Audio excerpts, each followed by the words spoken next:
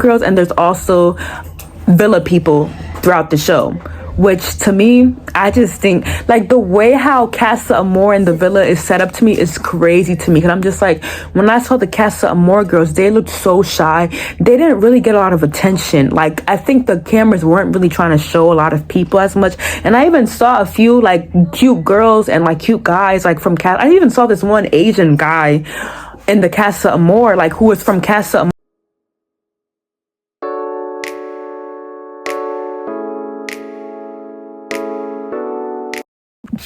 Hey you guys, today I'm back with another video. Today I decided to record with a messy bun. Well, I always wear a messy bun, but it's more slick back.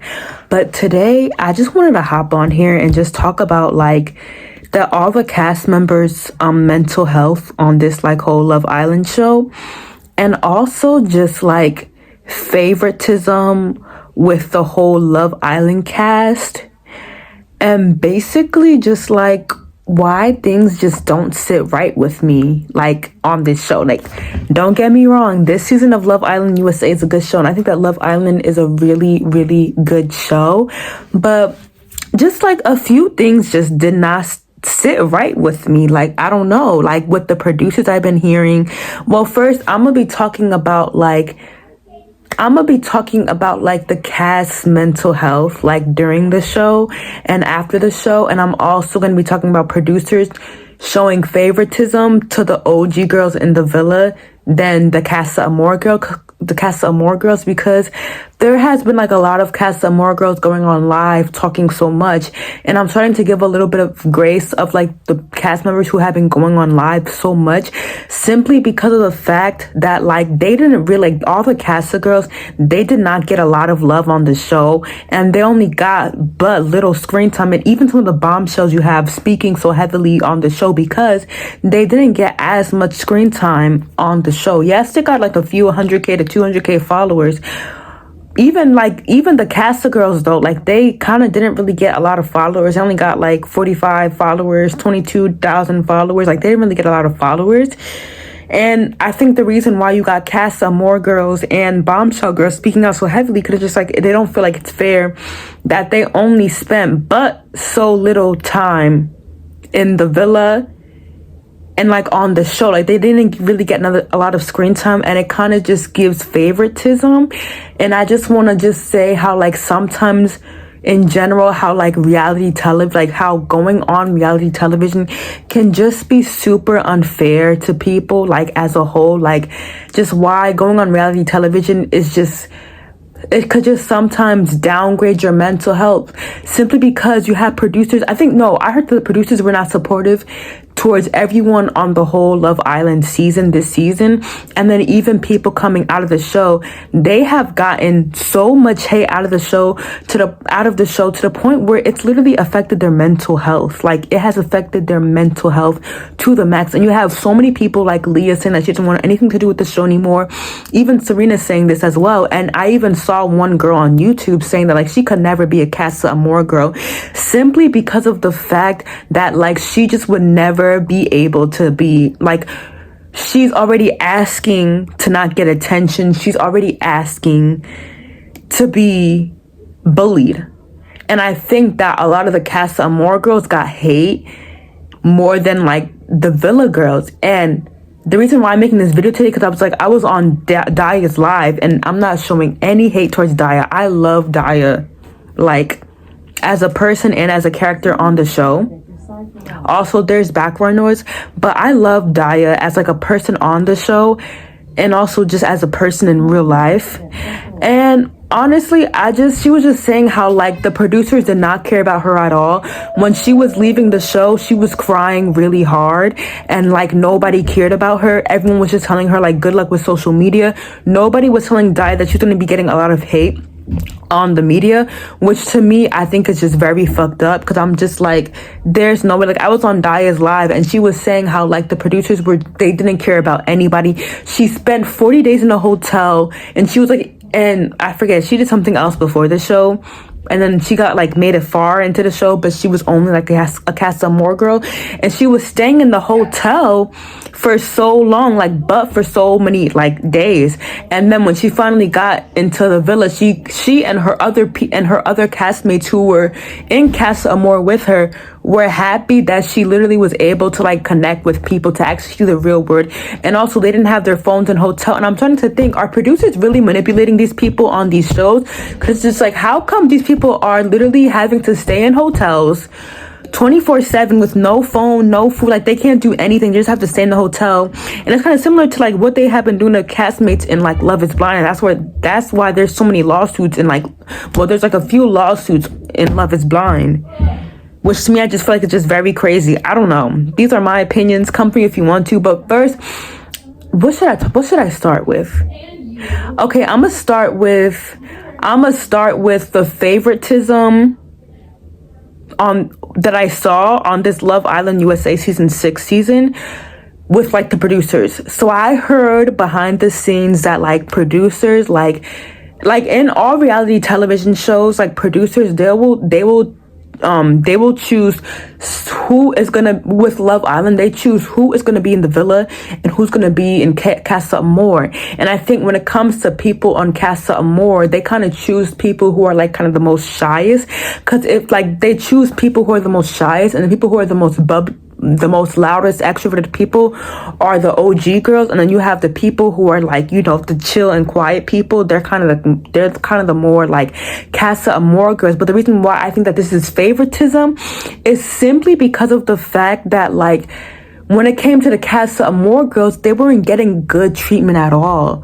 And then you had producers coming up to them like, if you guys don't act right, if you guys don't act nice with other castmates, like we're gonna like force you to like, we're gonna do something to you. Like, they were kind of threatening Casa Amor girls, which to me I think was just very pitiful. And once I saw Dai go on live, I was like, I have to speak on this, because I'm just like, certain cast members are getting less treatment than others, and it's simply because there's Casa Amor girls and there's also villa people throughout the show. Which to me, I just think like the way how Casa Amor and the villa is set up to me is crazy to me. Because I'm just like, when I saw the Casa Amor girls, they looked so shy. They didn't really get a lot of attention. Like, I think the cameras weren't really trying to show a lot of people as much. And I even saw a few like cute girls and like cute guys like from I even saw this one Asian guy in the Casa Amor, like, who was from Casa Amor. And I was like, why didn't they put him, like, why didn't they show him more? I was just like, why didn't they show more of like Asian representation like this season? Maybe, like, I don't understand, because I saw a few like cute guys. I was like, why didn't they really show them more? And I was just kind of wondering why like, how come is it that like the Casa Amor girls had to just really just sit quiet and just like sit back and like not really say anything? And it was just like the Casa Amor girls, to me, they just felt like they were kind of left out of the loop. But I think it's because the producers chose the villa, they chose the Casa Amor girls to like just be, they chose those, the reason why they specifically chose Daya, Catherine, Sydney, but Sydney's going through a lot. Sydney, who else? Cassidy, like, to be bombshells and like, you know, cast some more people, simply because like they're not the most like loudest people, because like they have these people in hotels. And I think it's just so unfair how like producers on any reality television show chooses to put some people as a villain, some people as a hero, some people as the star, some people as a plant. And I just feel like that sometimes in reality television, it should be equal, where everybody is doing their own thing. Because I even watch other reality shows on Peacock where it's just like everybody is the star of the show. Like, everybody, there's no villain, there's no hero. Well, actually there is a villain, there's a hero, but it's like everyone gets equal rights on that show. Where in Love Island, I don't see everyone getting equal rights. I don't see the Casa Amor girls getting equal rights as like the Villa girls. And it's also just kind of sad to me how like the Casa Amor girls got like less followers than the Villa girls. Like the Casa Amor girls, they were barely showed on like covers. They're barely gonna get brand deals maybe, or sponsorship. Like, I barely see them working with brands already. I barely see the Casa Amor girls coming out of the show signing with like agency companies for influencing. And I know that Daya said that she's gonna start on her like travel vlogging like journey, and like she's gonna build her platform. And even Daya said like she would never, like, even Daya was speaking out today, and she was saying how like she would never go back on like Love Island. Like, she would never do Love Island again, and how like Love Island was traumatizing for her. And I think that Love Island was really traumatizing for everybody on the show. Like, that's why I'm going to be leading into like people's mental health on the show as well in my like next segment. But like Daya, she was even saying how like it was so traumatizing for her. She was always begging to call her mom. Like, she was so upset, and I just feel bad. And she was even saying that like going on the show was like a mistake for her, and that she wished that she just built her platform just by vlogging and like traveling and like building a following like that. And I don't know, it's just kind of very like unfortunate how like all the Casa Amor girls, they got no love out of the show. Like, I thought that at least some of the Casa Amor girls would reach like 100K followers. Like, they only have like 50, which is still good. Like, that's still a big following. But like, to me, it was just like, I kind of felt bad a little bit. I don't know. And then like where you had the Villa girls, like they're getting seen more in New York City. People are more vibing with them in New York City, like the Villa girls, than like Casa Amor. I don't know. Leading on to now people's mental health after the show.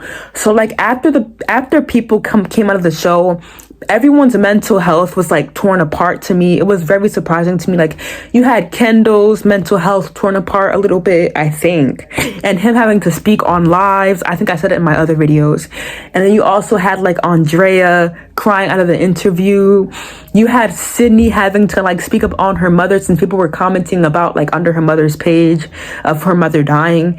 You had just so many people going. Leah literally speaking out, how like speaking on a video saying how like she was just mentally torn. And like today, I think, or like 2 days ago, she made a video, or I think a few days ago she made a video, or yesterday she made a video after the reunion saying how like she's kind of done with like the drama of like the whole reunion. Like, she's kind of done with like speaking on the drama, and people have been like twisting things about the show, and it's been ruining the castmates' mental health. Like, it even ruined Daya's mental health on the show, who didn't even get a lot of screen time. Like, she said that like when she searched her name up on TikTok, she saw the amount of hate she was getting, and like literally like she was just crying for 4 days. Like, she was not in a good space mentally for 4 days. And I think there needs to be more like supportive therapists on Love Island. Like, even Leah was speaking out, saying how like a lot of the therapists on Love Island were not helpful at all. Like, they would only give in like a few like therapy sessions and stuff like that. Like, it was, to me, it was just very, very crazy to me how like even like you had therapists from Love Island USA like not even being supportive, and you even have Leah saying that like she'd rather go to an outside therapist than a therapist like on the show. And people were even saying how like almost like none of the producers were very supportive to their mental health.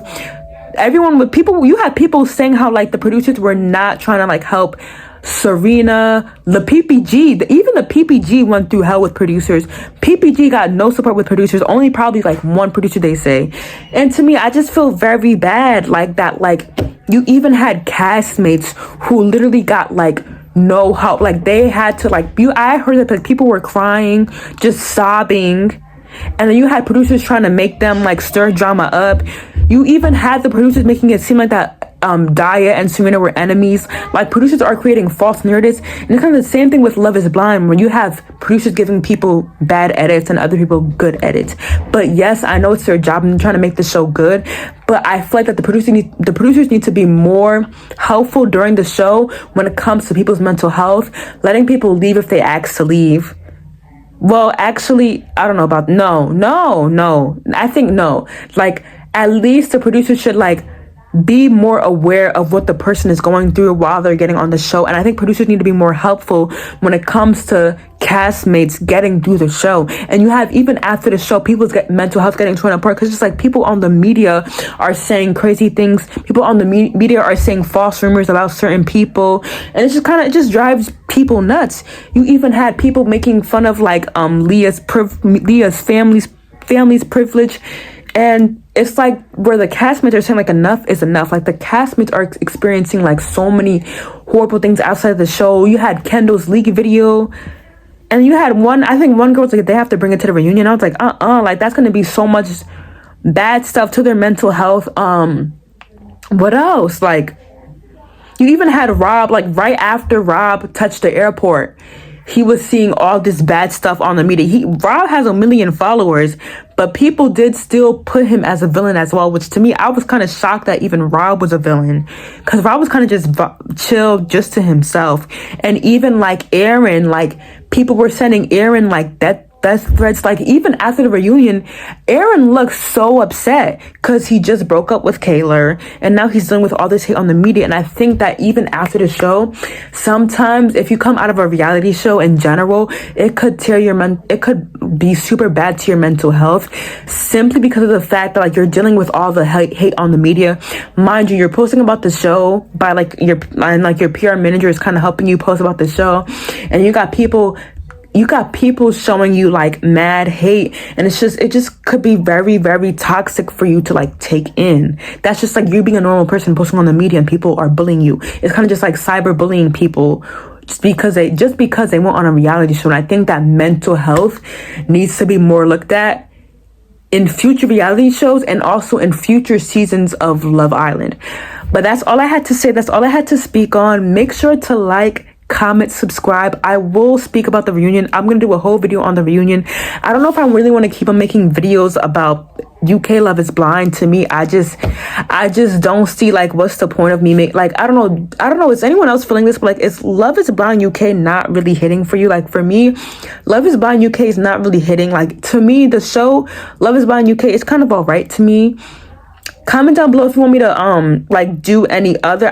There was also some other drama. There was also some Love is Blind drama that I kind of want to talk more about as well. But yeah, comment down below like what else you want me to talk about, whether it's like, I don't know, other reality shows, any Netflix documentaries. Make sure to like, comment, subscribe, and I'll see you in my next video.